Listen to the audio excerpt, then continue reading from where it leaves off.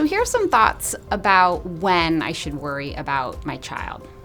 So I like to think about my kids' mental health in terms of a balanced scale, right? And we know that for all of us, we have good days and we have bad days. And in particular with our kids, when they're having a bad day, that balanced scale tips. And so what I'm looking to see is not so much when it's tipped. I want to ensure that over a period of time, 1 to 2 weeks, the scale rights itself and that we see some recovery in our kids' mental health.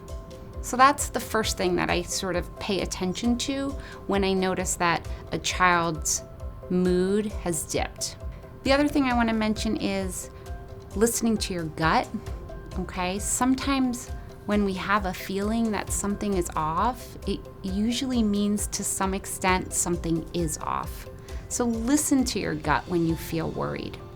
Specifically with anxiety, 2 important things to understand. Anxiety disorders are highly treatable, and that early intervention is key. The earlier we can intervene, the more effective the treatment can become. When we do talk about anxiety, a parent should be less worried about the content of their child's worry and more about how the worry is impacting their functioning. When you start to feel like your child's life is shrinking and you're starting to notice that their worry is more persistent and more frequent, that would be something I would want to pay attention to.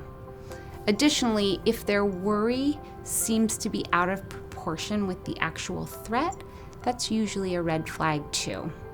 So the best thing I can say to parents, if they do feel worried about a child, is get some advice first and foremost.